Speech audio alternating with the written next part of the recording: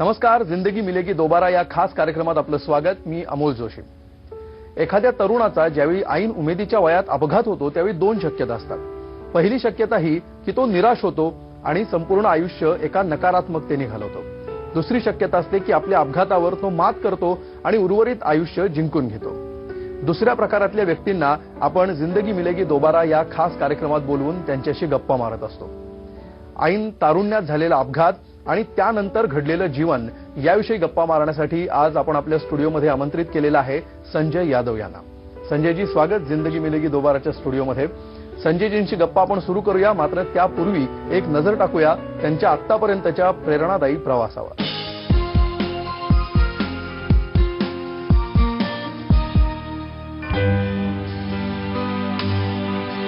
लहानपणापासून शिक्षणाची आवड, अनेक कार्यक्रमात सहभागी होण्याचा उत्साह आणि मित्रमैत्रिणींमध्ये फेमस असं व्यक्तिमत्व म्हणजे संजय यादव.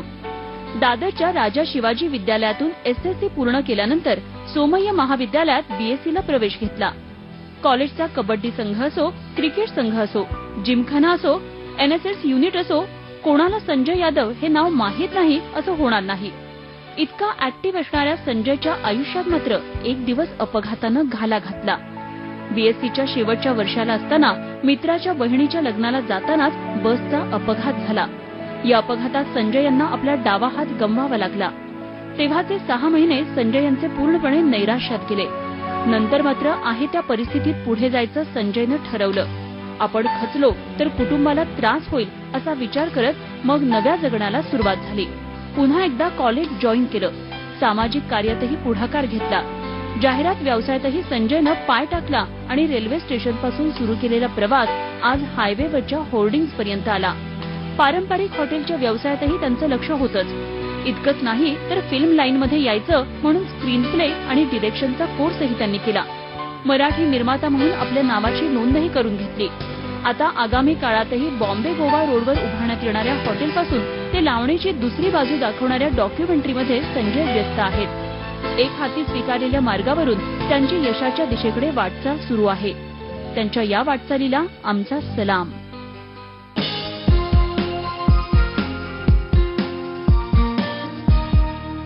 तर हा होता संजय यादव यांचा आतापर्यंतचा प्रवास. संजयजी, ऐन तारुण्यात तुम्हाला अपघात झाला आणि तिथून तुमचं आयुष्य पूर्णपणे बदललं. तुमच्या आयुष्याने कलाटणी घेतली. तो प्रसंग नेमका काय होता? काय घडलं होतं त्यावेळी? त्यावेळी म्हणजे मी 3rd इयर बीएससीला होतो, शेवटच्या वर्षाला होतो. आणि त्याआधीचं जे माझं आयुष्य आहे म्हणजे कॉलेजमध्ये मी कल्चरल ऍक्टिव्हिटीज पासून ते सोशल स्पोर्ट्स प्रत्येक याच्यामध्ये होतो. त्या 2nd इयरला असताना मी जिमखाना सेक्रेटरी पण होतो माझ्या कॉलेजचा. मराठी प्रबोधनचा मी सेक्रेटरी होतो तेव्हा. आणि प्रत्येक ऍक्टिव्हिटीजमध्ये इन शॉर्ट असायचो कॉलेजच्या. आणि त्या दिवशी म्हणजे आपलं जे 6 ऑगस्टच्या दिवशी आम्ही बेंगलोरला चाललो होतो. एका मित्राच्या बहिणीचं लग्न होतं. आणि पहाटे काहीतरी 3:30च्या सुमाराला मिनी बसमध्ये आम्ही होतो सर्व मित्र. आणि ती ड्रायव्हरचं त्याला झापड आल्यामुळे कंट्रोल सुटला त्याचा आणि ती बस शेतामध्ये कोलॅप्स झाली. आणि मी झोपलो होतो तेव्हा, त्यामुळे मला काही समजलंच नाही. मला जेव्हा जाग आली तेव्हा मला समजलं की मित्रांनी मला गाडी खालून, कारण मी तेव्हा मला मित्रांकडून समजलं मी बस 4 पलटी मारली होती आणि मी बस खाली दबलो होतो.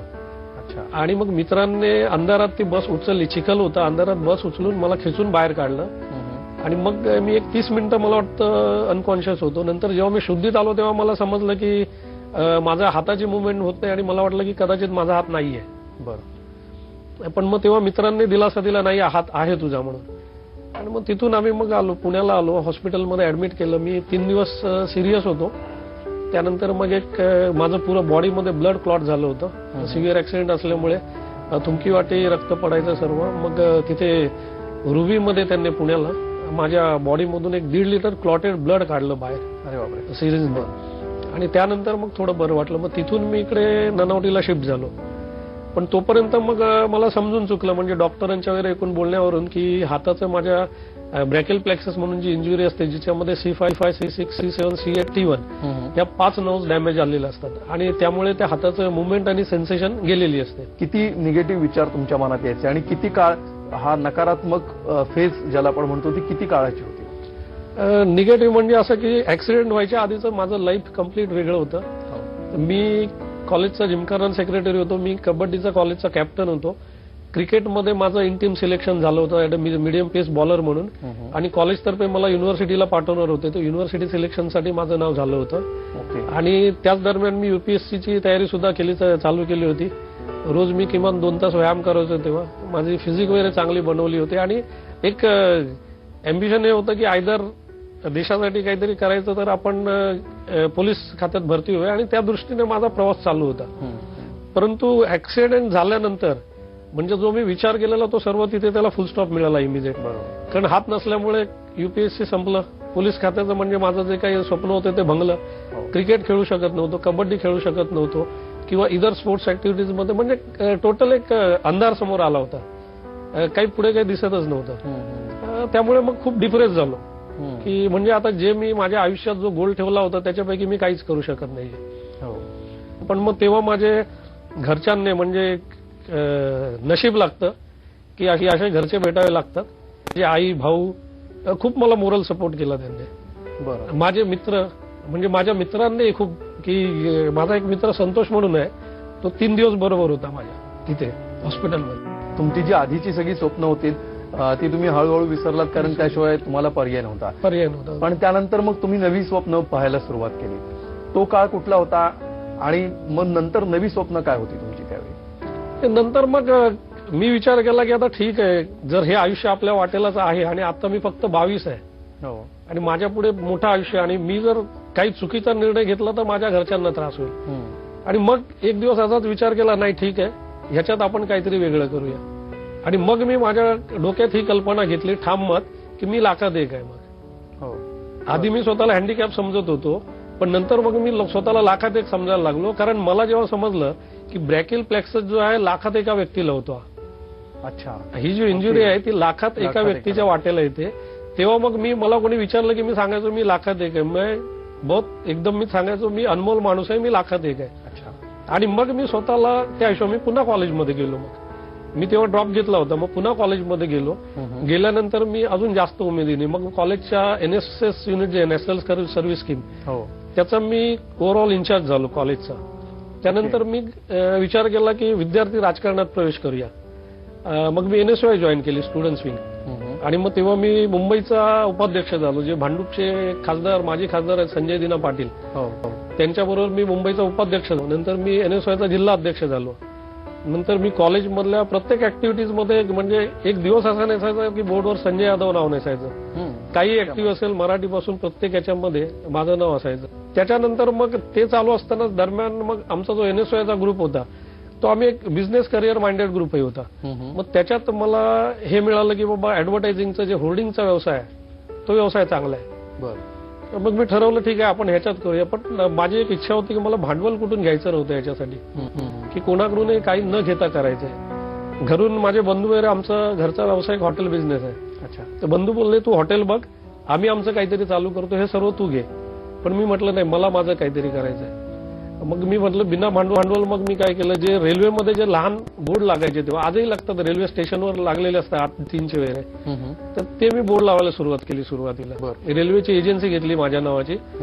रेल्वेचं मला 15% कमिशन असायचं आणि बोर्ड लावताना मग मी स्वतः जाऊन मटेरियल वगैरे परचेस करायचो आणि मला एक चांगलं इन्कम मिळायचा. ते बोर्ड लावता लावता नंतर मग मी ते झाल्यानंतर 1-1.5 वर्षाने मी म्हटलं आता होर्डिंग लावूया. आणि मग मी पहिले माझे होर्डिंग विद्यावास स्टेशनवर लावले, 2 होर्डिंग. तर लेटेस्ट मी 2 महिन्यापूर्वी एक्सप्रेसवेला, पुणा एक्सप्रेसवेला 80/40चं एक नवीन होर्डिंग लावलं. तिथून सुरुवात झालेला प्रवास हा तुमचा अजून सुरू आहे आणि इतरही अनेक क्षेत्रामध्ये तुम्ही कार्यरत आहात. या दरम्यान झी24 तासवरच आम्ही एक बातमी केलेली होती, इनफॅक्ट एक कार्यक्रम केलेला होता अर्ध्या तासाचा, की तुम्ही एक चोर पकडून दिलेला होता आणि तुमचा एक हात निकामी असताना सुद्धा तुम्ही त्या चोराला पकडलेलं होतं. तर हा नेमका काय किस्सा होता? हे सर, मी बिझनेसच्या सिलसिल्यामध्ये पुण्याला गेलो होतो. पण तिथे थोडी माझ्या गाडीला प्रॉब्लेम आला, टायरचा पंक्चरही झाला आणि थोडा मेजर प्रॉब्लेम होता. तर मी ड्रायव्हरला म्हटलं ठीक आहे, आणि मला इमिजिएटली यायचं होतं. आणि 10 वाजले होते, स्वारगेटला गेलो तर तेव्हा शिवनेरी वगैरे नव्हती, म्हणून म्हटलं आता जी आहे ती बस पकडूया आणि गेलं पाहिजे. म्हणजे तर त्या बसमध्ये बसलो मी. बसल्यानंतर येताना जो माझ्या शेजारी बसला होता इसम, जवळजवळ 110 किलोचा वगैरे होता, तर तो मला बसल्या बसल्याच एक सलगी केली आणि मला हे खाणार का ते खाणार का. पण मी ते ऐकलं होतं त्यामुळे मी थोडा कॉन्शियस होतो, अनोळखी आहे. तर मग त्याने विषय वाढवताना मी विचारलं कुठे राहतो, तर त्याने सांगितलं कुर्ल्याला. गाडी कुर्ला डेपोची होती. त्याने मला आधी विचारलं तुम्ही कुठे राहता, मी म्हटलं मी वाशीला राहतो. त्याने सांगितलं कुर्ला. तर कुर्ल्याला मी त्याला म्हटलं कुठे, त्याने सांगितलं कुर्ला ईस्ट. आता कुर्ल्यातली मला भरपूर माहिती होती कारण मी वेस्टला राहत होतो. तर मला माहिती, म्हणून मी मुद्दामून त्याला चुकीचे प्रश्न विचारून त्याच्याकडून काढून घ्यायचा प्रयत्न केला. त्याच्या बोलण्यातून मला असं जाणवलं की हा खोटी माहिती देतोय.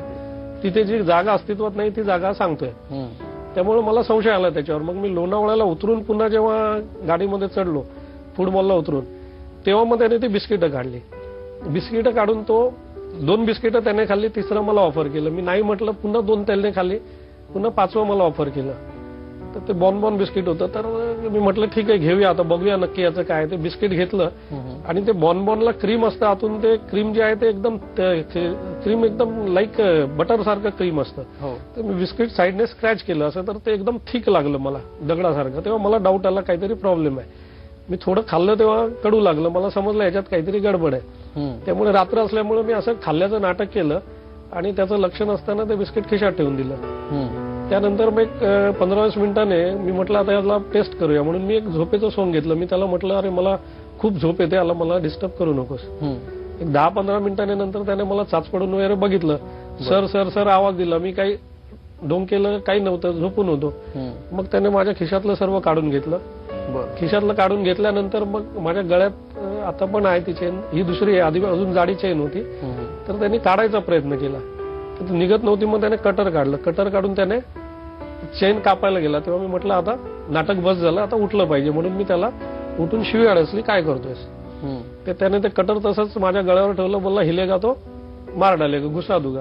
बरं. ते हे म्हटल्यानंतर मग माझी सनकली आणि मग ते थोडं ऍक्सिडेंट आधीचा जो होतो तो जागा झालो मी. आणि त्याला तसंच म्हटलं राईट तर राईट हँडने त्याला डॅश देऊन पाडला, खाली पाडला आणि कंटिन्युअस 5 मिनिटं त्याला मारत होतो जोर जोरात ओरडत. आणि मग पोलीस स्टेशनला जमा केला. त्यानंतर मग ट्रायल झाली शिवडी फास्ट ट्रॅक मध्ये. 7 वर्षाची सजा लागली. अच्छा. पण ह्याच्यामध्ये सर एक सांगायचं दुर्दैव आहे, ज्या नेहरूनगर पोलीस स्टेशन मध्ये त्यांना पकडता आला नव्हता, मी पकडून दिला होता. तिथे मी गेल्यानंतर त्यांनी केव्हा मला पाणी विचारलं नाही. बिलकुल. अत्यंत इंटरेस्टिंग असा हा तुमचा सगळा प्रवास आहे. या प्रवासाविषयीच्या गप्पा आपण अशा सुरू ठेवणार आहोत. त्यापूर्वी एका ब्रेकसाठी आपण थांबतोय. ब्रेक नंतर भेटूया. पाहत रहा जिंदगी मिलेगी दोबारा.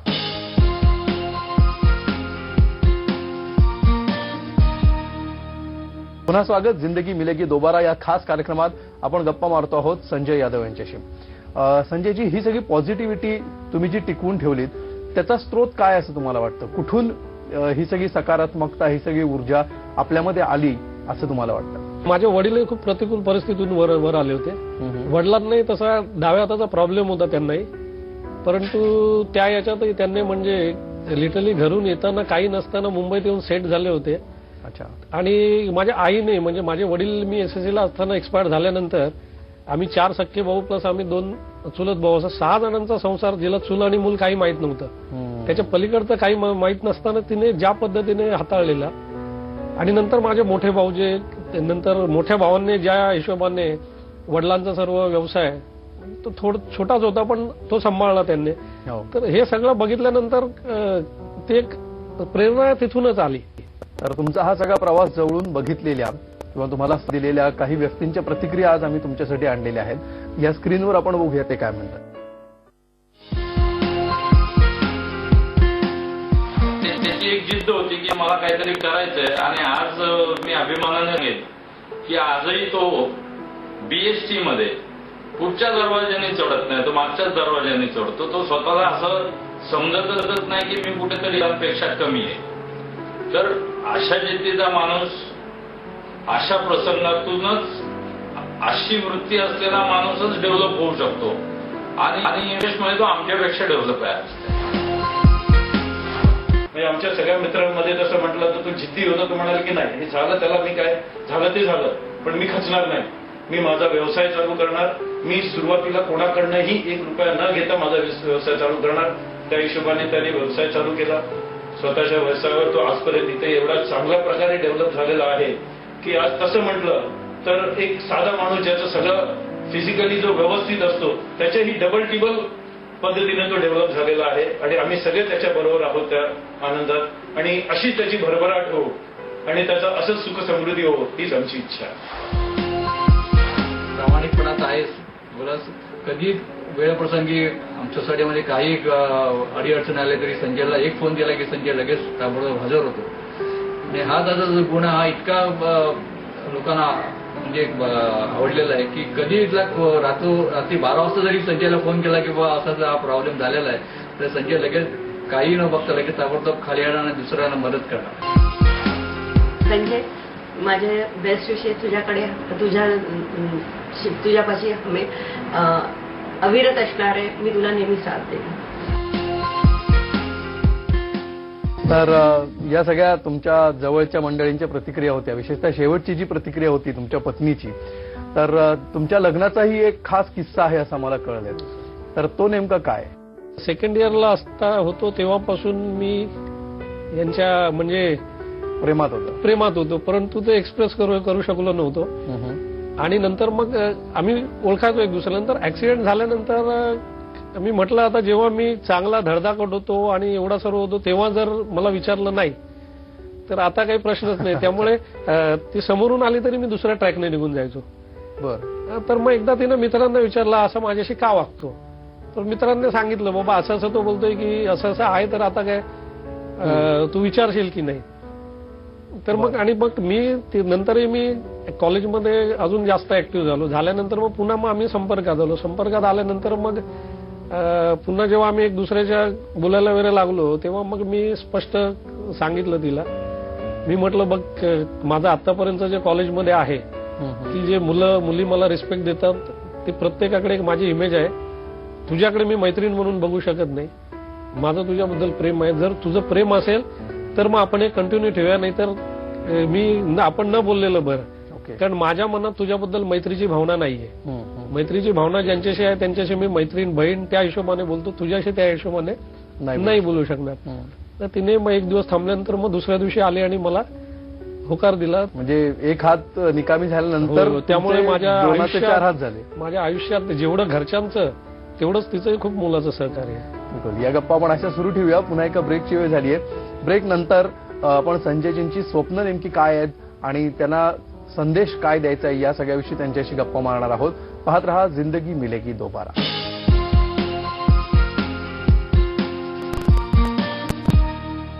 जिंदगी मिलेगी दोबारा या खास कार्यक्रमात आपलं पुन्हा एकदा स्वागत. आपण गप्पा मारतो आहोत संजय यादव यांच्याशी. संजयजी, एका टप्प्यापर्यंत तुमचा प्रवास आलेला आहे. एक प्रकारे ज्याला स्थैर्य येणं म्हणतात आयुष्यामध्ये, त्या टप्प्यावर सध्या तुम्ही आलेला आहात. मात्र इथून पुढेही तुमची बरीच स्वप्न असतील, त्याविषयी आम्हाला सांगा. काय काय तुमची स्वप्न आहेत तुमची? तर पहिलं तर आमचा म्हणजे पारंपरिक व्यवसाय, जसं मराठी आहोत पण हॉटेल व्यवसाय पारंपरिक व्यवसाय. माझ्या वडिलांचंही हॉटेल आहे कुर्ल्याला. आणि मी स्वतःही MMRDAचं जे बांद्र्याचं मोठं कॅन्टीन आहे ते मी 3.5 वर्ष चालवलं आहे. आणि मला सांगायला सर अभिमान वाटेल की मी ते कॅन्टीन सोडताना पेढे वाटले होते आणि आम्ही बाहेर उभे होतो शेवटच्या दिवशी सर्वांना भेटायला. तेव्हा स्टाफने बाकायदा सर्टिफिकेट दिले मला युनियनने की 3.5 वर्षात आमच्यात आणि तुमच्यात किती चांगलं इंटरॅक्शन होतं. आणि जाताना काही जण रडले आम्हाला निरोप देताना. आणि मग त्यांनी विचारलं की तुम्ही जाताना पेढे वाटतं हा कोणता कन्सेप्ट आहे. तेव्हा मी सांगितलं की ही माझी सुरुवात आहे. आज मी इथून पाय ठेवला, 3.5 वर्षाचा अनुभव आहे ना, ही माझी सुरुवात आहे. हे मी तोंड गोड केलंय आणि इथून पुढचं जे माझं आहे ना, हा तुम्ही जो अनुभव दिला ह्याच्यावर मी काहीतरी मोठं करणार आहे. क्या बात आहे. आणि आज मी त्याला जरूर मी आता बॉम्बे गोवा रोडवर एक 12 गुंठे जागा म्हणजे 12,000 स्क्वेअर फीट जागा घेतली आहे. आणि तिथे येतात 2 वर्षात माझं हॉटेलचं बऱ्यापैकी हॉटेल बांधायचं प्रपोजल आहे. आणि सेकंड मी आता थोडंसं वेगळ्या याच्यात जायचं ठरवलंय, म्हणजे हॉटेल बरोबरच हॉटेल इंडस्ट्री बरोबर. आणि मी स्वतःचा एक मराठी निर्माता म्हणून स्वतःचं रजिस्ट्रेशन करून घेतलंय. आणि त्यासाठी माझ्याकडे स्क्रिप्ट पण रेडी आहे. माझं आता स्टोरी रायटिंग चालू आहे. स्टोरी माझी स्वतःचीच असणार आहे. आणि मग मी पुढचं डिरेक्शन वगैरे स्वतः लिहिलेली. हो, स्वतः लिहिलेली स्टोरी आहे. आणि म्हणजे माझ्या मते खूप चांगली स्टोरी आहे, त्यामुळे मी त्याच्यात उतरतोय. आणि मग माझं आता सर डॉक्युमेंटरीवर एका हे चालू आहे, म्हणजे आता काम सुरू आहे. मी ती लावणीमध्ये वेगळी बाजू दाखवणार आहे. आतापर्यंत जी लावणीची बाजू दाखवली गेली लावणी कलावंतांची, तर त्यात आतापर्यंत त्यांची गरिबी वगैरे दाखवली गेली, अशिक्षितपणा दाखवला गेला. हो. तर आता मी त्यांच्याबद्दल जी दुसरी बाजू आहे जी दाखवली गेली नाहीये, ती डॉक्युमेंटरी आली की मी तुम्हाला दाखवेन. ती दुसरी बाजू नक्कीच चांगली असेल जी दाखवली गेली नाही. अपघाताने अल्टिमेटली काय शिकवलं असं वाटतं तुम्हाला? जे होतं ते चांगल्यासाठी होतं. कदाचित त्याच्यामागे काहीतरी चांगलं असतं. माझा ऍक्सिडेंट झाला, ठीक आहे, ह्याच्यामध्ये काहीतरी चांगलं होतं, त्यामुळे मी इथपर्यंत आलो. म्हणजे कदाचित ऍक्सिडेंट झाला नसतं तर माझी जी पत्नी रुईया कॉलेजला, she is a lecturer in Ruia college. Okay. आणि मला सांगायला अभिमान वाटेल की कॉलेजमधल्या ज्या 5 फर्स्ट ब्युटिफुल होत्या त्याच्यामध्ये होती. आणि माझा ऍक्सिडेंट झाला म्हणूनच माझं लग्न झालंय असं मला वाटतं. नाहीतर माझं लग्न झालं म्हणजे तिच्याशी लग्न झालं नसतं. त्यामुळे ती एक चांगली बाजू आहे. प्लस मी व्यवसायात उतरलो, ती एक कदाचित प्लस बाजू आहे. एक गाण्याच्या ह्याच्यात जर तुम्हाला बोलून दाखवलं चालेल काय? बिलकुल. या गाण्यावर आपण शेवट करूयात या कार्यक्रमाचा. मात्र त्यापूर्वी तुमची सगळी स्वप्न पूर्ण होत या आमच्याकडून शुभेच्छा. तुम्हाला उत्तम आरोग्य आणि आयुष्य लाभो याही शुभेच्छा. आणि थँक्यू व्हेरी मच, तुम्ही आमच्या कार्यक्रमात आलात आणि आमच्याशी या सगळ्या गप्पा मारल्यात त्याबद्दल. धन्यवाद सर, धन्यवाद. आणि जाता जाता तुम्हाला जो काही संदेश द्यायचा आहे गाण्यामधून, त्या गीतासह आपण या कार्यक्रमाचा समारोप करूया. तर दोन्ही बाजू आहेत की मी हैराणी आहे आणि नाराजही नाही माझे आयुष्य. तर ह्याच्यावर मी एक गाण्याच्या 2 लाईनी हे करीन. हो, जरूर. तुझसे नाराज नहीं जिंदगी हैरान हूँ मैं, हैरान हूँ मैं. तुझसे नाराज नहीं जिंदगी हैरान हूँ मैं, हो हैरान हूँ मैं, हो हैरान हूँ मैं.